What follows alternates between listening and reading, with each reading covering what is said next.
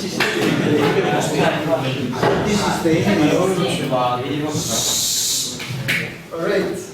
welcome to the second lesson of debate. Before we get started on today's lesson, let's review some of the things we worked on yesterday, or the last time.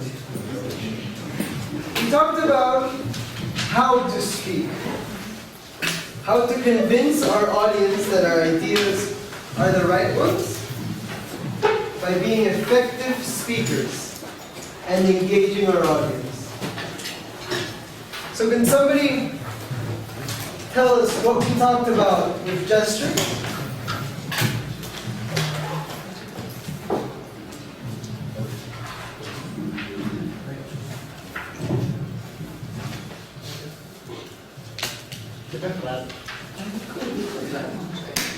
Okay, we talked about gestures because gestures can explain our position in front of the audience. With open gestures, we seem self-confident and we can explain more efficiently our ideas.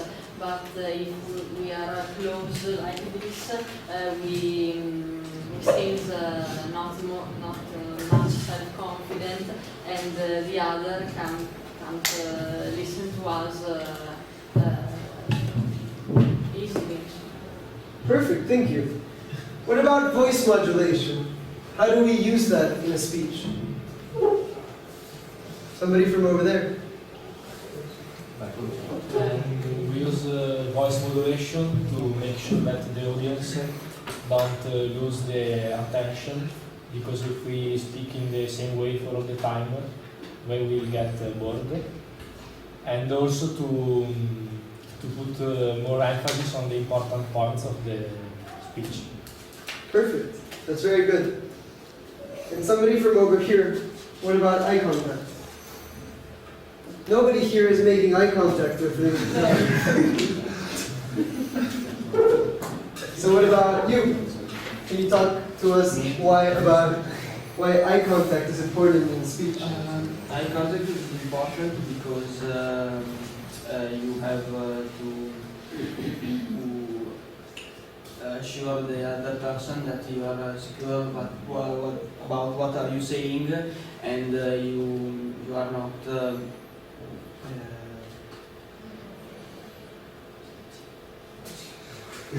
Distracted? you are not distracted, so you are self-confident. Exactly. And you also want to make sure that everybody in your audience knows that you're talking to them, and you're not talking to the wall or just to one person. Do we have any more comments from last time or any questions?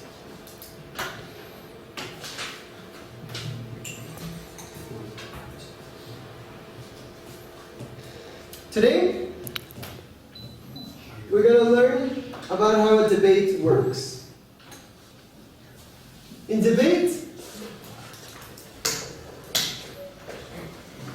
we debate topics. We might debate whether the death penalty should be approved. We might debate whether religion should be taught in school. We might debate whether drugs should be legalized. And in a debate, these topics are called a motion.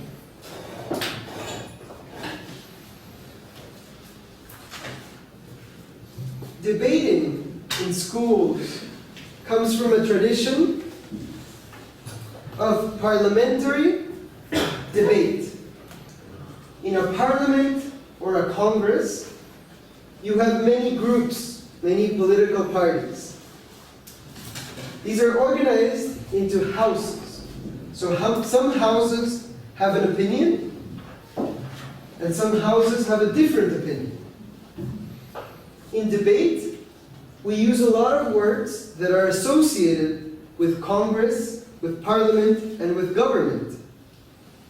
Because the activity of debating comes from many years of debates in Congress and in Parliament to pass new laws. So a topic is called a motion. These motions usually begin with the phrase, "This House," and we said a house is a group of people that have one opinion. "This House believes that."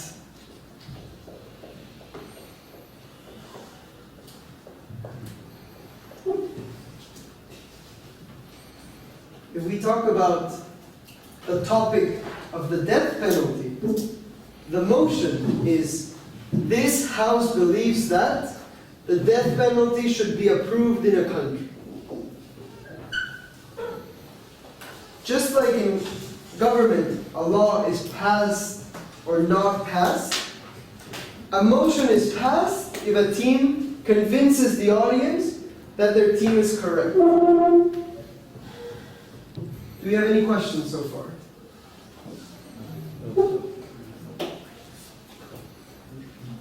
Well, let's think of an example. We're going to start with the following motion.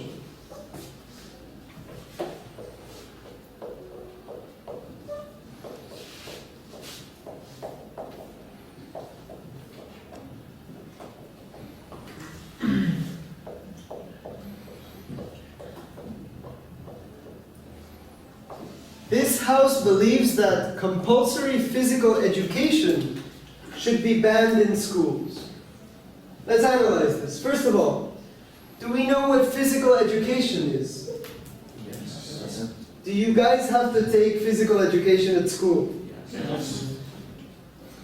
Compulsory is the opposite of optional.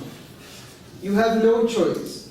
You have to do it. In school, you have to take physical education. The motion is saying that compulsory physical education should be banned in schools. What does this mean? Schools should not force their students to take physical education classes. This is a debate motion, and two teams will debate about this motion.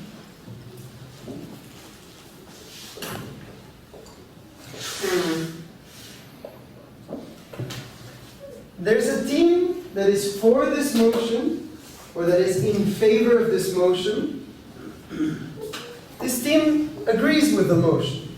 Says, yes, I believe that compulsory physical education should be banned in schools. Then, there's a team that's against the motion, that disagrees with the motion.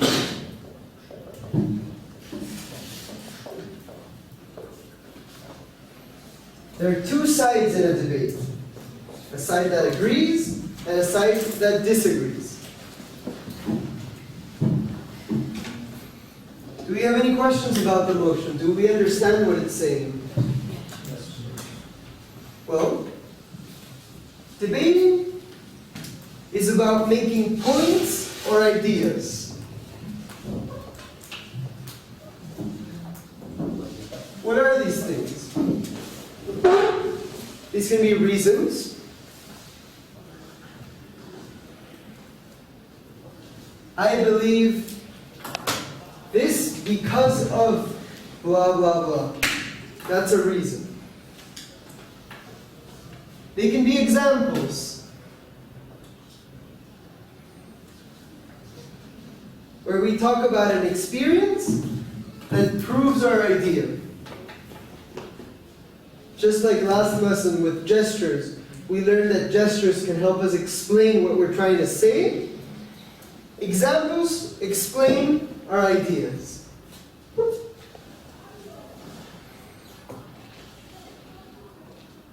We also give evidence. For example, we might say 33.5% of the world population is below the poverty line. That's a statistic. That's evidence that should prove one of our ideas. That's why we prepare for debates. That's why we do research. That's why we go on the internet and try to find news articles or encyclopedia articles that talk about our motion, so that we are well informed about our arguments and we know what to expect from the other team. Any questions so far?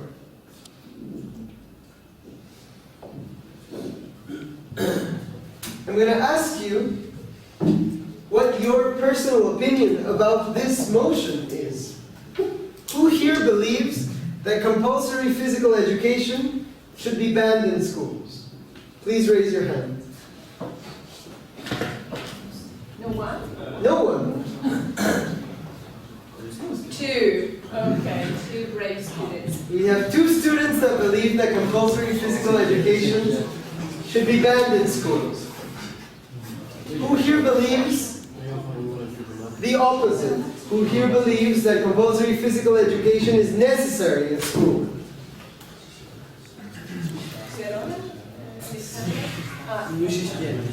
Perfect. What usually happens in a debate is that what we might be put on a team that has a different opinion than our personal opinion. I might believe that compulsory physical education should be banned from schools. But if my team is a team that disagrees, I have to disagree. I have to come up with points on why physical education is necessary and why physical education is important.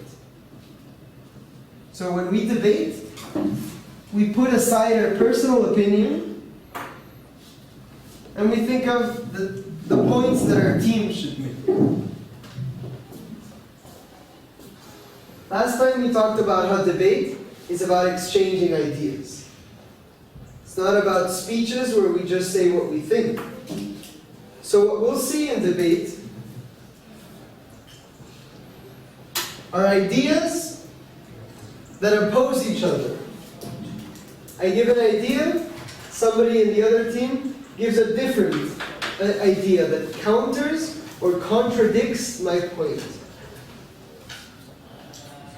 This is called rebuttal. Rebuttal is the process by which we disagree with a previous point and give a point that opposes what our other opponent said. Today, we're going to practice how to do rebuttal and how to come up with good points that oppose what our other teammate is saying. So, let's work on this example. Let's start thinking about some points on why physical education should be banned in schools.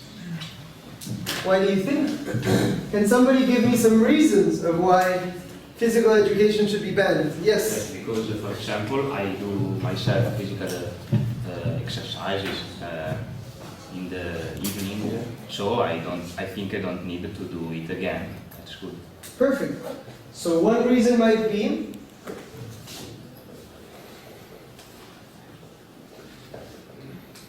that exercise is a personal activity. I exercise in my own time, so I should not have to take physical education in school.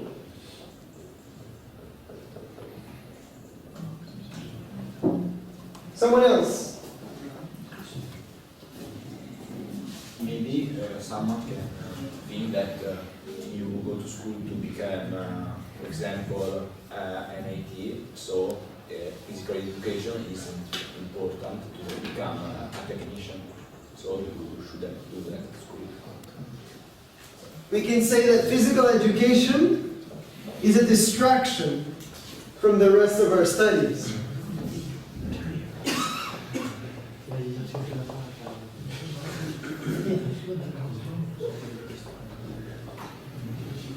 What else?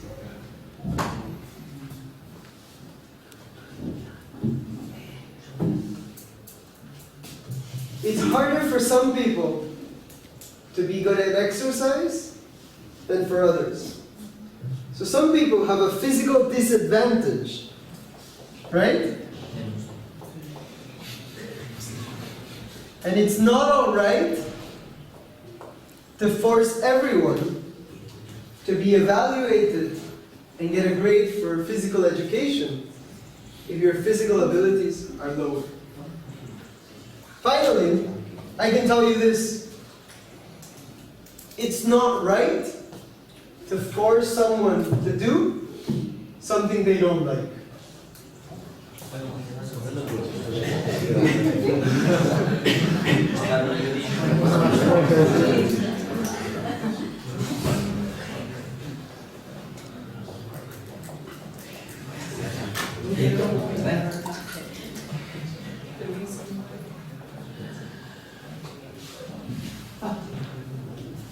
Do we all agree with that? Because I heard a lot of murmurs. Do we agree with these points? Does someone here disagree? I agree only with the last point. What about the rest? I think that physical education at school is necessary because to do sport and, it's very important. So It's important to stay healthy? yeah. So with the physical education, they can teach you how to stay healthy. Perfect. That was a perfect example of rebuttal. Somebody here said physical education is a distraction. Whereas in the other team, somebody says that it's important to stay healthy. Do we have any other points of people that disagree? To do physical education is important because it helps you to keep more attention during other lessons, because physical education is useful also for mental skills.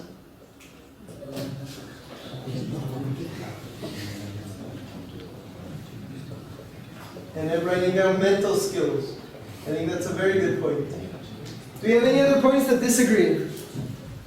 What about this last one? I disagree because when you go to work, you have to do something you don't want, so it isn't education. Exactly. So, I'm going to call this argument life. Because in life, it's not just about what you like to do, right? What if you don't like math at school? Well, you have to take it. What's your name? Valentina. Valentina. Thank you. That was a perfect example of rebuttal. Can I ask you to come up and bring your pencil case? Yeah.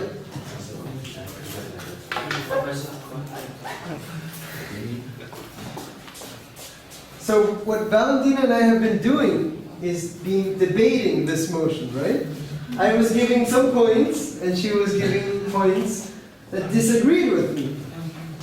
Just like last time, I was talking about how it's not okay for people to be forced to do something they don't like, where she said that, sometimes it's not about just what you like, it's about what you have to do, right? So can you give me the pencil case? Valentina and I are going to play a game called Rebuttal Tennis. We usually play this with a tennis ball, but I didn't bring a tennis ball to Italy, so we're going to play with a pencil. The way this is going to work is as follows. I am in the team that agrees with the motion. Valentina is in the team that disagrees with the motion. So I'm for the motion, Valentina is against the motion. I'm going to say an idea, I'm going to give a point, and she is going to contradict my point. She's going to disagree with what I just told her. Alright? We're going to go back and forth doing rebuttal in our ideas. If one of us ever runs out of things to say, we can introduce a new idea. So if we're talking about the first idea, we go back and forth, and then we have nothing else to say, we can talk about the second idea, okay? It's hard to come up with things on the spot, but that's what debate is about. So we're going to practice, all right? that compulsory physical education should be banned in schools?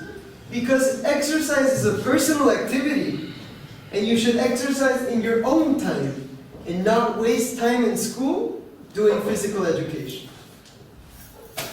I disagree with the point because in school it's useful to do physical education because it helps you to stay focused and you increase your mental skills.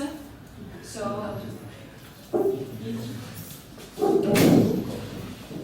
I agree with what you're saying. However, other subjects at school, like math, help you with your mental skills. So why should we waste time not learning math or English or literature and do physical education? Because I disagree with the point because the physical education can help you to stay healthy. Yes, you can do your exercise alone in your home, but not only you do this activity, so you can force other people to learn to stay healthy. Well, but some people have a physical disadvantage to other people. It's harder for them to get a good grade in physical education because it's harder for them to exercise. So why should you force them to do physical education at school? You have to force because if they are physical disadvantages, you don't learn to stay healthy, and you have to teach them to do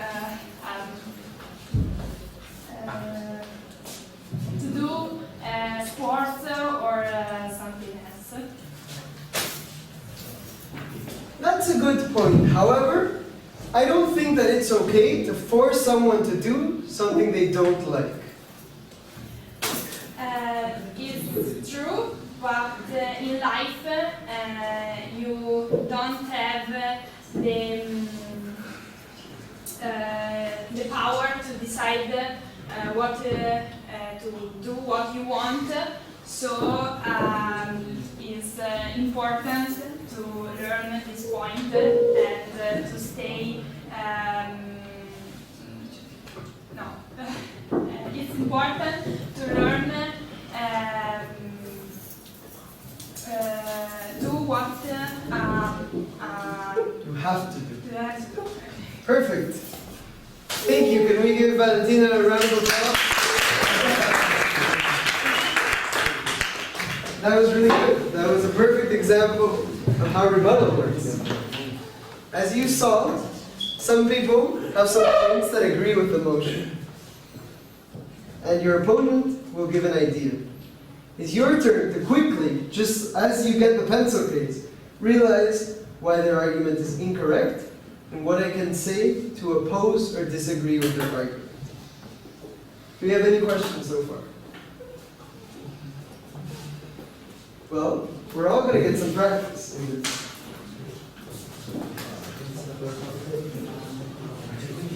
We're going to work on a different motion. The motion that we're going to practice with is, this house believes that video games should be taught in school.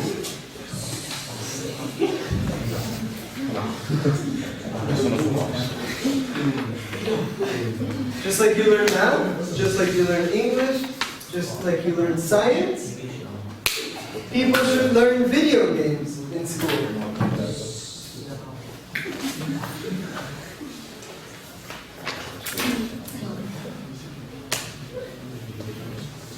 We're divided into 3 groups. These 3 tables are the 3 groups. Well, I want you to split your table in half. For example, we have 6 here, So we can cut the table. We have 3 here and 3 over there. 3 and 4 and 3 and 3.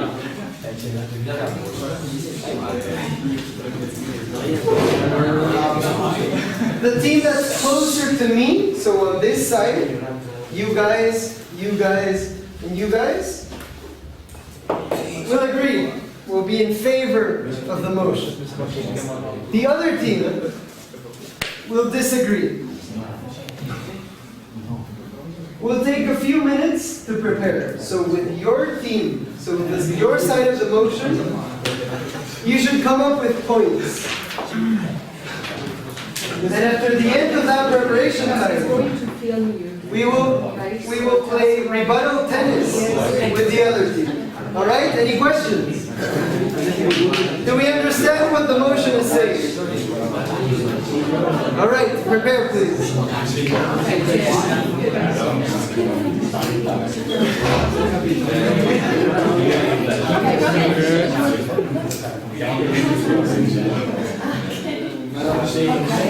can do different ways, like 1, 2, 3. Has a different way to the application. I have another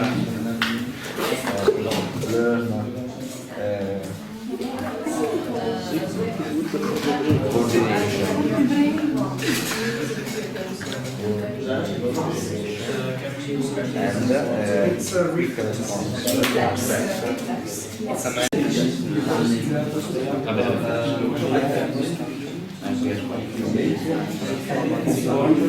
Do you agree or disagree?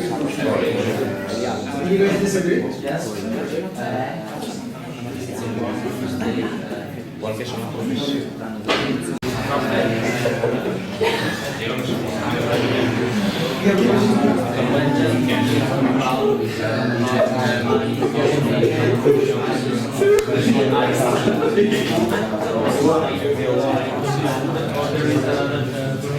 So when you talk about eye skills, is it reflexes? So how fast you see?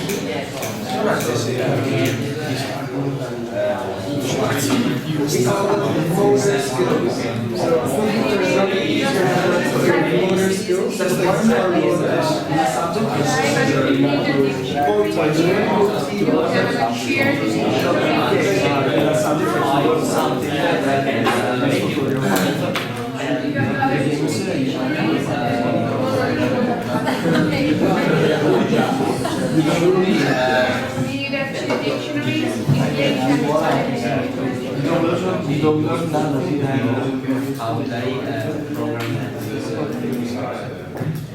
maybe that playing the games and music.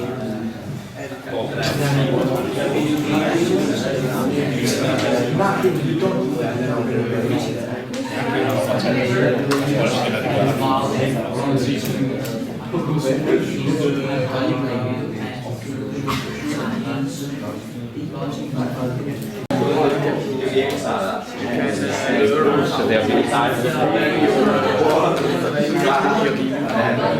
ability to solve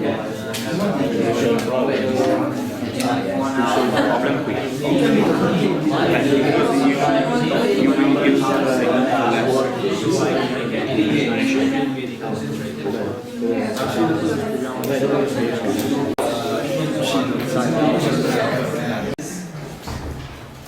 between our groups. It's not a game of 2 people. So the same 2 people should not be speaking back and forth. It's about the whole team. Different people should give different points. Okay? We're going to stand up in our groups. And when I say start, we're going to start. The person in the team that agrees with the motion is going to give a point and pass it to somebody in the other team. We're going to keep this going, and we're going to see which of the 3 teams lasts the longest. So when the whole team runs out of things to say, and you have nothing else to say, please raise your hands. Is this clear? Yes, all together. So please stand up, everyone.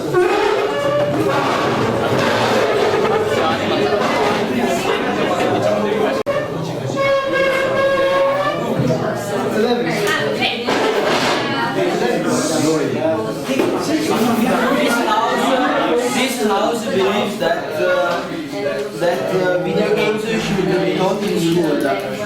We think that it helps to improve our motor eyes and hand skills, and it's very important for the reflection. You are more capable of public. I think video games extract you from the other subject. No. I don't think it's correct because video games can teach you subject like history or something else, and for example, strategy games can improve your logical skills. Yes, it can be, but I think video games at school some form of have problems done also in school because One person, if he sees one time so it's our because I think that video games, when you play, you are acting very important because when you have to respond to the computer or the player if you are I think video games, if you make video games a subject, they want you need to play video games at school and your opinions. Yes, exactly. Because the games in school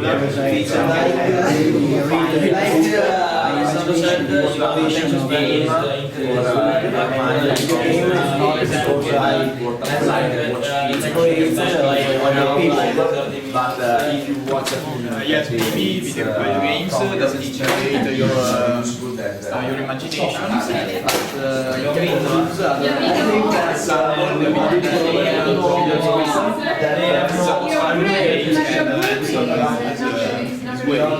Yes.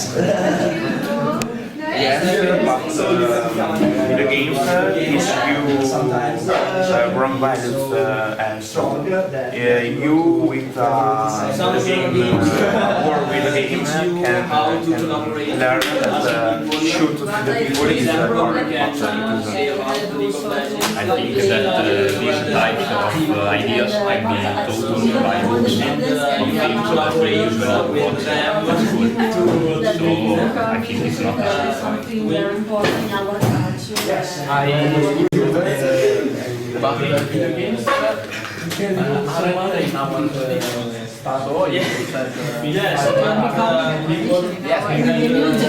because they are becoming from 18s and past 30 years, they are becoming a big part of our culture. So it's a thing to learn some, not much, but something about that. I think that if someone plays a lot of video games can become crazy, and maybe in class it's not maybe you play video games on your own, you are in your house, and if you play video games at school in an environment it's dangerous for maybe other students, and because there are some video games that so in a video games there's always an object that you have to achieve. There's always an object, and if you can't achieve this object, you can become angry, I don't know, he And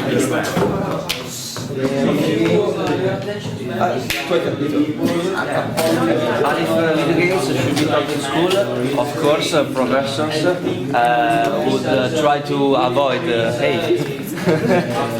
They have created a new culture that should be learned by the children. Also, maths should be learned to move on. All right, thank you. Let's sit back down. It's been really good because we saw great examples of rebuttal. A team would give a point, and the other team would disagree, and the debate would continue. Let me talk about a little bit more about what is debate, why we do it in schools, and why it's important. So debate is about realizing that there are two sides to any topic.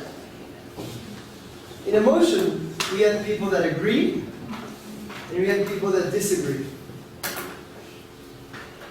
And realizing that there's more than one opinion is very important. I'm sure some of you thought that the points that the other team were making, I'm sure you thought that some were valid and some were good. When you debate, you realize that, oh, it's okay to change your mind. It's okay to have a new opinion. So it's okay to have an opinion that was different from what we previously had thought, because we're going to learn about a new side to a topic.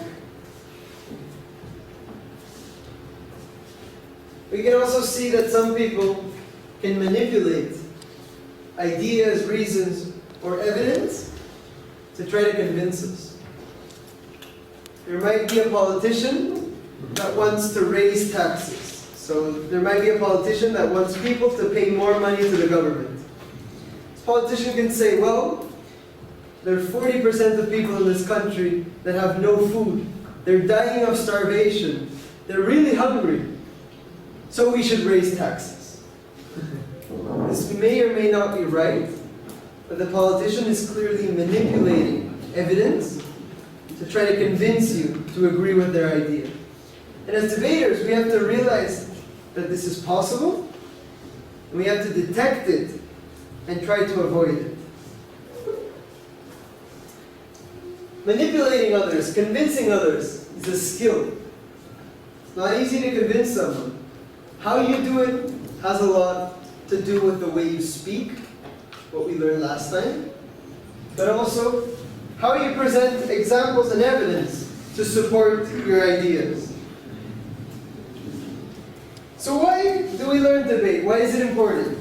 Well, it helps students realize that there are other perspectives, that there are other ideas.